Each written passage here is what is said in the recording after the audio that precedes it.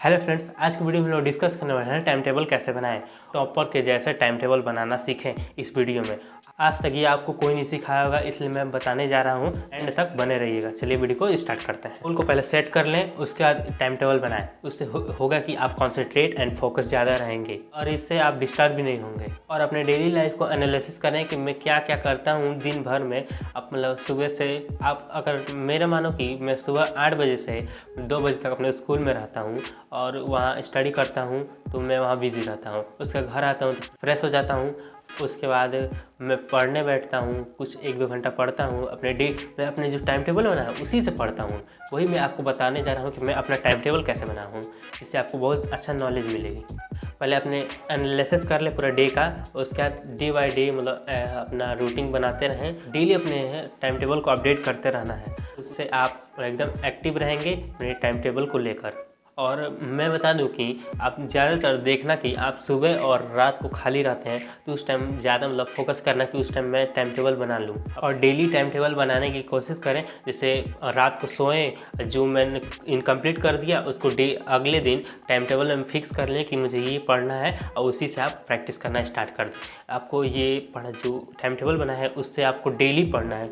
इससे आप concentrate and focus तो रहेंगे ही, इससे आपकी IQ भी तेज़ होगी। एवरेज स्टूडेंट से टॉपर स्टूडेंट की कैटेगरी में जा सकते हैं। जो पढ़ने बैठते हैं उसको हमेशा चेंज करते रहें, मतलब डे बाय डे। मतलब जो आप इस तरह बोर भी नहीं होंगे, इसलिए आपको डे बाय डे चेंज करते रहना है अपने टाइम टेबल के हिसाब से। और टाइम टेबल बनाते समय ये भी याद रखें कि अपने टारगेट को हमेशा फिक्स रखें। जो पिछले दिन आपने जो टास्क लिखा था रात को अपने नोटपैड में या फिर किसी भी ऐप में या फिर कागज़ पेन में से भी लिख सकते हैं आप, कॉपी में जो आपने लिखा था वो अपने याद रखें कि कल मुझे करना है तो करना है। कल मतलब वही एक दिन है जो मैं कर सकता हूँ, नहीं तो उसके अगले दिन मेरा एक बैकलॉग बन जाएगा। इसलिए मुझे कल ही करना है, और उसको आप ठान लें तो मतलब करें ही। ऐसे ये आप ज़रूर तय कर लेंगे कि मुझे ये सब करना है, ठीक है। और अपने मतलब टाइम टेबल में ब्रेक ज़रूर रखें। ब्रेक रखने से आप एकदम रिलैक्स उस समय हो जाते हैं। आप ज़्यादा डिप्रेशन में चले जाते हैं और आप हेजिटेशन होने लगता है, इसलिए आप उसमें 30 मिनट्स का ब्रेक रखें। उसमें आप लंच करें या फिर ब्रेकफास्ट करें, और उस समय याद रखें कि उस समय आप मोबाइल ना चलाएं। उससे आप डिस्ट्रैक्ट हो सकते हैं। आप पढ़ने भी उसके बाद नहीं बैठ पाएंगे, इसलिए ब्रेक लेना चाहिए। बट मोबाइल के साथ नहीं, आप मतलब फिजिकल एक्टिविटी कर सकते हैं उसमें ये सब कर सकते हैं। इनसे आपको फ़ायदा भी मिलेगा। और टाइम टेबल बनाने के लिए आप कैलकुलेटर या फिर डिजिटल टूल का इस्तेमाल कर सकते हैं। आपको ये नहीं पता होगा डिजिटल टूल किसे कहते हैं, तो मैं बता दूं कि कैलेंडर को कहते हैं डिजिटल टूल। उससे आप मतलब अपने डे को मतलब कलेक्ट करके बना सकते हैं टाइम टेबल। टाइम टेबल बनाते समय याद रखें, आप 9th 10th में हैं तो 1 से 3 घंटे के बीच में टाइम टेबल बनाएं, या फिर आप शुरुआत में 30 मिनट का भी बना सकते हैं टाइम टेबल। उससे उसका डेली अपडेट करते रहें, 5-5 मिनट बढ़ा के। अपने डेली आप पढ़ेंगे तो उस समय आप फोकस हो जाएंगे अपनी पढ़ाई को लेकर। टाइम को डेली अपडेट करते रहें और ख़ुद भी अपडेट होते रहें। और ये देख लें कि कैलेंडर में जनवरी में 31 दिन होता है, उसी के हिसाब से आप मतलब 1 जनवरी को मैं मतलब ये मेरा प्रोग्राम है, मैं यहाँ जाऊँगा वहाँ जाऊँगा। उससे अच्छा मैं रात को टाइम टेबल बना लेता हूँ कि मैं रात को पढ़ूँगा मतलब 1 से 1.5 घंटा। उसमें मैं ब्रेक भी रख लूँगा अपने मतलब फिजिकल एक्टिविटी कर लूँगा या फिर ब्रीदिंग एक्सरसाइज कर लूँगा उसमें।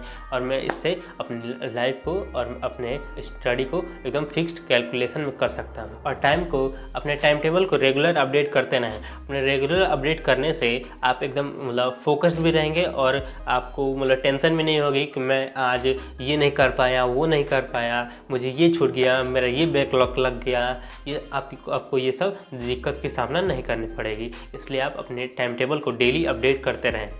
और टाइम टेबल बनाते समय ये ज़रूर याद रखना है कि आपका time table relaxable and fixed हो। ये नहीं कि मुझे 10 घंटे पढ़ना है, 4 घंटे पढ़ना है, 20 घंटे पढ़ना है, ऐसा नहीं होना चाहिए। आपको एक मतलब एकदम रेगुलर बनाते रहना है टाइम टेबल, और उसमें आपके अकॉर्डिंग मतलब मैं इतने घंटे पढ़ सकता हूँ उसके अकॉर्डिंग आपको टाइम टेबल बनाना है।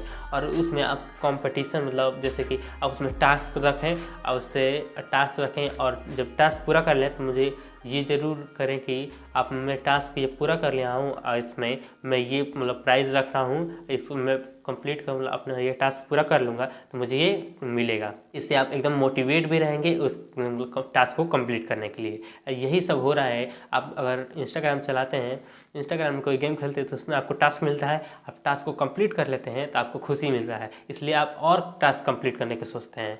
इसलिए मैं बता रहा हूँ अपने स्टडी को एक टास्क लेके चलें, उसको कंप्लीट करते रहें और उसमें आपको रिवॉर्ड भी देते रहें अपने आप को। इससे आप एकदम mind fresh and relaxable and searchable बनेंगे। ये स्टेप आपको इफेक्टिव टाइम टेबल में बनाने में मदद करेगा। इन सब स्टेप को फॉलो करते हैं तो आप कमेंट बॉक्स कमेंट करना ना भूलें कि मैं आज ही से अपना टाइम टेबल फॉलो करूंगा और टाइम टेबल बनाऊंगा भी। आई होप कि आपको ये वीडियो अच्छा लगा। आपको वीडियो ये अच्छा लगा तो लाइक कीजिएगा, सब्सक्राइब कीजिएगा और प्रेस द बेल आइकन।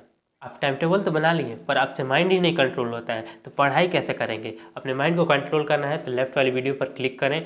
अगर आपको ये जानना है कि a माइनस बी का होल स्क्वायर कैसे a square plus B square minus 2ab होता है, अब राइट वाली वीडियो पर क्लिक करें।